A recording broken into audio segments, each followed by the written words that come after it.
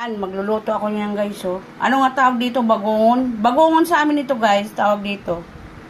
Ayan, ang aming ulam ngayon guys. Isda, hipon, bagongon. Yan, gulay. Gulay na naman tayo, ayang gulay. Kilala nyo yan, di ba? Yan, ang aming gulay. Tambo na naman tayo guys. Kasi mas maganda sa katawan itong tambo. Labong sa'yo. Pag ganyan palagi yung ulam natin kasi walang ano ito, chemical. Maganda sa ano kasi tumutubo sa kusa sa lupa, di ba? Ayan. Ayan yan. Maganda yung ganyan. Tsaka yun, oh, gulay, oh. Isda, hipon, tsaka bagungon tawag sa amin yan, guys, oh. Sipot. Ihalo ko siya yan dyan sa aking lulutuin. Ayan, na gulay. Ito na naman yung ulam namin, guys. Paborito namin. Paborito ng asawa ko yan. Di ba? Kasi, hindi ka maano dito. Maganda ito sa katawan. Kasi sariling, ano niya eh, tubo. Natural na tubo niya sa, ano, walang chemical. Yan. Tsaka ito. Yan ang aming ulam ngayon. Hinimay ng aking asawa ang malunggay. Yan guys. Good morning. Magandang umaga sa lahat. Magluluto naman ako. Magluluto na naman tayo, guys. Yan, magluluto tayo ng ating uulamin. Yan, magluluto tayo. Yan. Sobrang antok ko, guys. Yung mata ko, parang ano na. Aga magising. Yung anak kong panganay, online class ngayon. Wala kaming wifi. Hindi nga ako maka-upload kaya, naku, Diyos ko.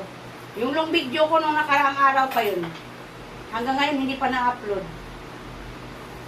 Nag-upload siya ng, ano ba yun, yung reels ko na-upload, pero yung long video hindi na-upload. Ano yung wifi? Sira. Hirap magkano ng wifi ngayon?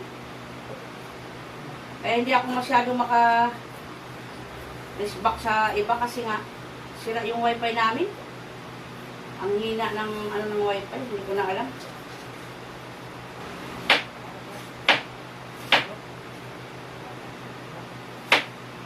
Hindi makasagap ng signal yung cellphone niya.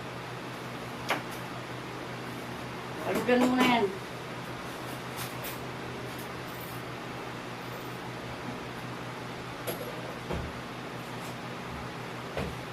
Luto muna tayo. Lagyan ko na ng gata yan. Ano ba yung ano ko ko niya?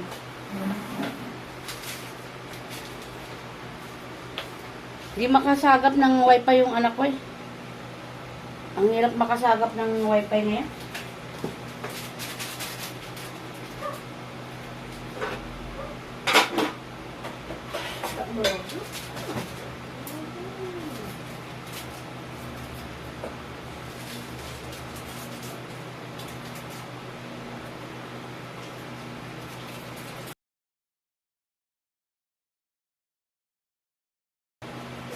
Maaga ako magluto guys. Matutulog ako. Sobrang antok.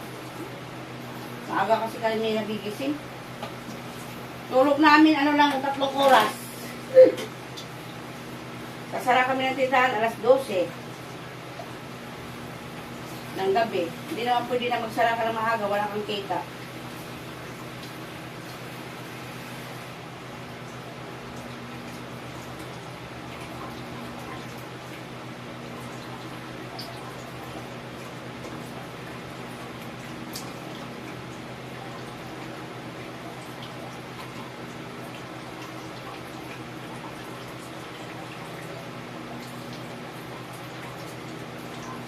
Tatlong oras. Wala pa nga 3 oras. 2 oras lang tulog namin. Pagkakit sa taas, hindi ka naman makatulog agad.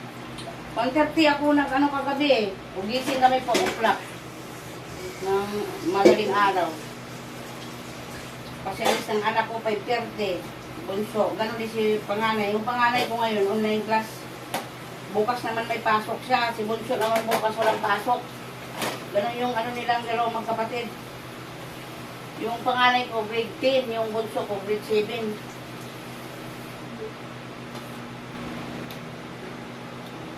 Ayan, yung aking nilutuin. Isda, itong hipon halo ko dun sa gulay. Ayan. Tapos ito, parang lasing na ako guys, sa sobrang antok. Bagungon, ayun, bagungon pala. Ayan o. Magluluto ako. Sabi ko, pumili ka ng isda. Para naman sa amin itong isda.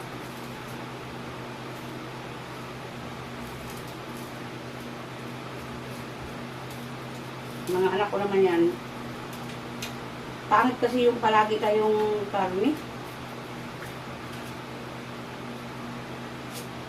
Pag umaga, sariwa yung isda. Pag hapon,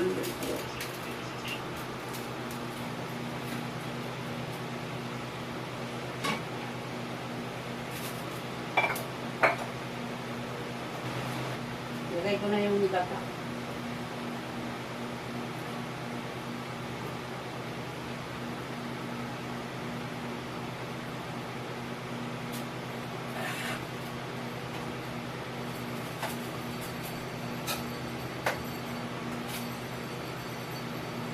Ang sarap talaga ng gulay pag sariwa, no?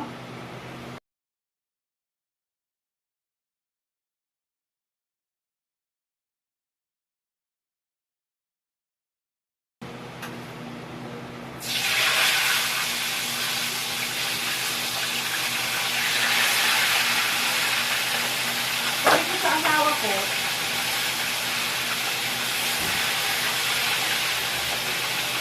bukas yung bunso ko naman niya, may online naman na klase yan. Ay.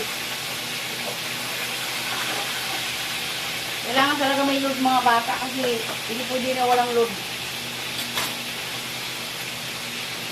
Lagyan na natin guys yung hipon. Hipon na naman kami.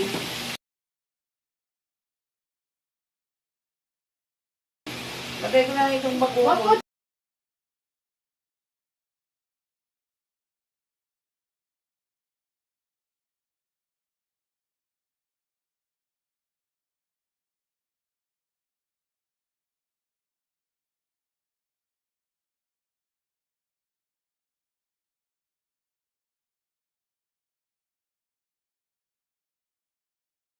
Guys, ang aking niluluto.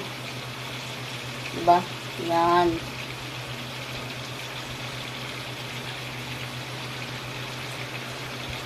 Saka pritong isda.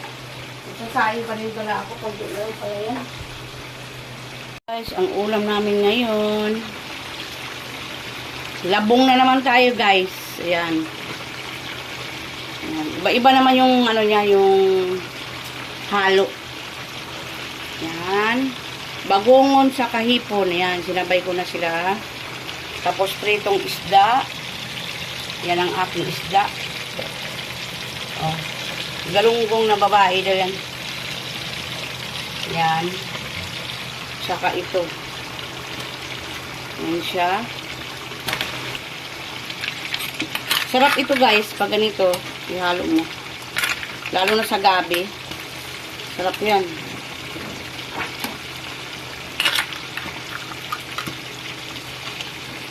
Hanggang mamayang gabi na yung ulam namin guys. Ayan siya.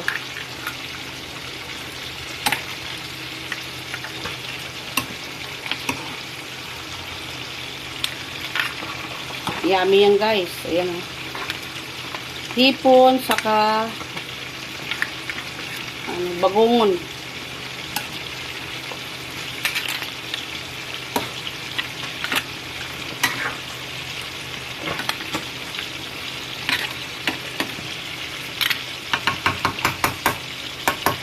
Yummy guys, di ba?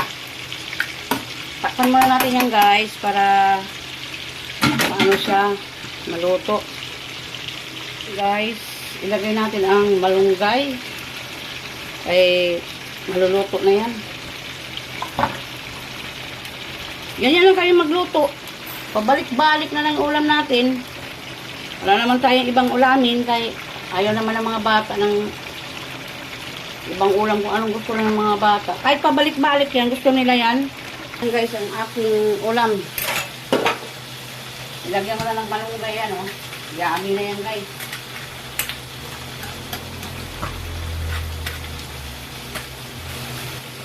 Matuluto na ako, guys. Hinain na lang. Kasain tayo.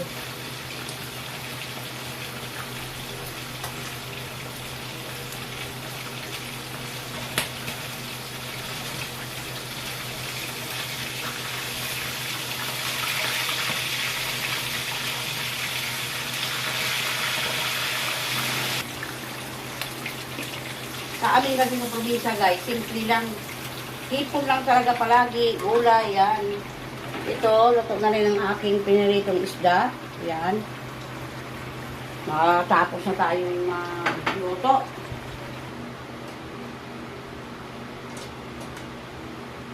Kalahati lang isain. Yan. Para hindi mabitin sa kanin.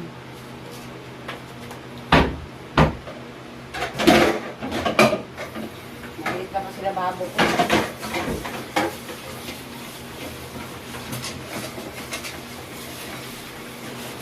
Kalahati lang guys, inside. Kalahati lang ang sasain natin.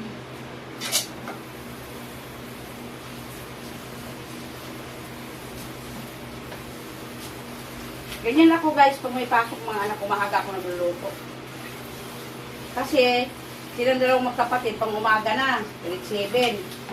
Sa sunod na taon yung pang bunso ko yan, panghapon naman. Grade 11 na yung panganay ko. Senior high school na susunod. Lapit na mag-college, kailangan talaga ano, makatapos yung mga bata.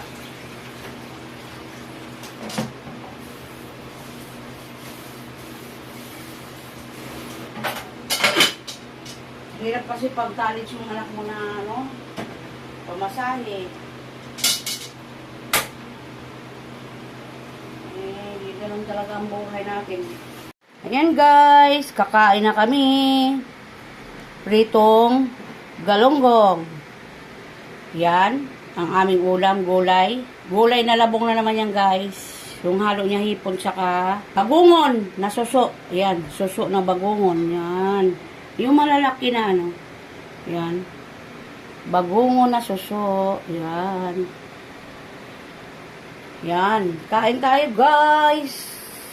Yan. Ang aming ulam ngayon, araw ng Martes. Yan. Bagungon.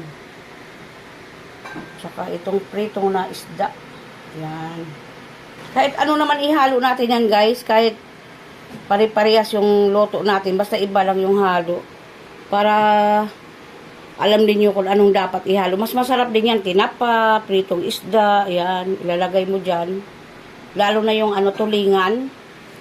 Ihalo mo dyan. Tapos pinaksyo na tulingan. Sarap. Yan. Kasi kinalakihan ko yan sa nanay ko, yung lutong mga ganyan. Nanay ko masarap din magluto eh. Yan, hanggang dyan na lang guys.